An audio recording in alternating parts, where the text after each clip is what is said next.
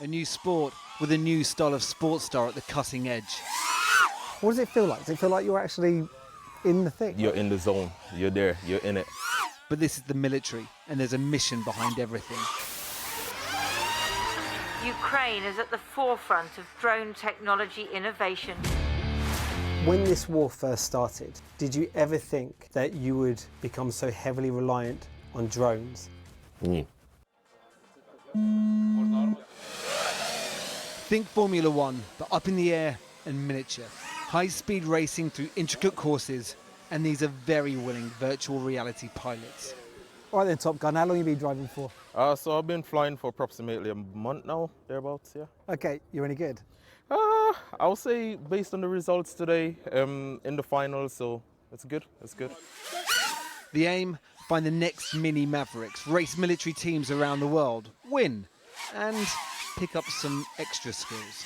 So you enjoying it then? Yeah, definitely enjoying it. Why'd you start doing this? It's a great initiative for the army, I'll say, first off, given all that is going on out there in the world right now, you know, getting service personnel to start flying drones and into FPV, it's a good thing. Is this just cool kit, or is this something that you might have to use at some point for real? I think there's definitely the anticipation that it will be used in the future.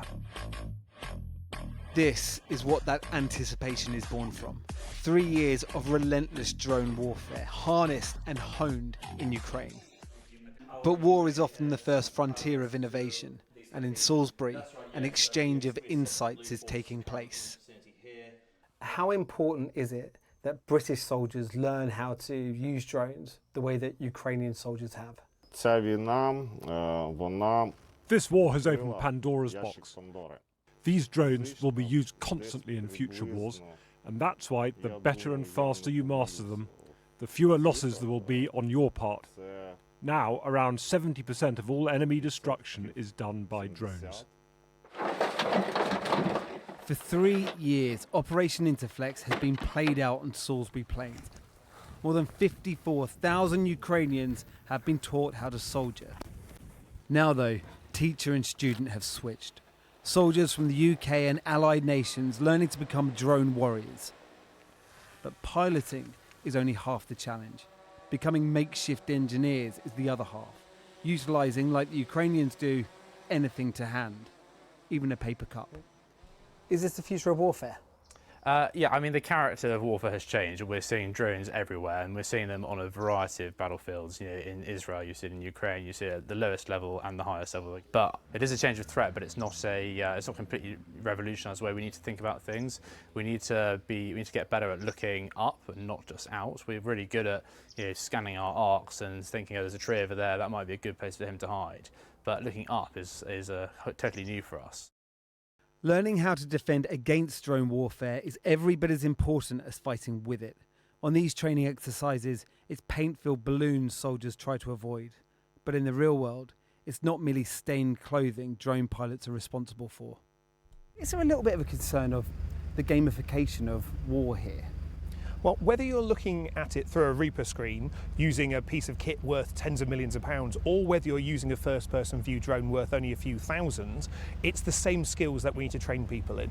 But we're seeing from Ukraine that the thing that works especially well there is the fast pace of iteration, how they're developing their tactics on a day-by-day, week-by-week basis. Now, that's the type of experience that we're importing into the UK Armed Forces, so we can be stronger as a result of the fight that our Ukrainian friends are having to defend. But what about the aftermath of that? Because you've got all these young lads then who are learning how to do this really quickly, but they're going to have to live with the consequences of that for years and years afterwards. Yeah, as we move towards warfighting readiness, we're going to be moving more of our forces into a situation where the combat skills that we teach them, they may well have to use in anger.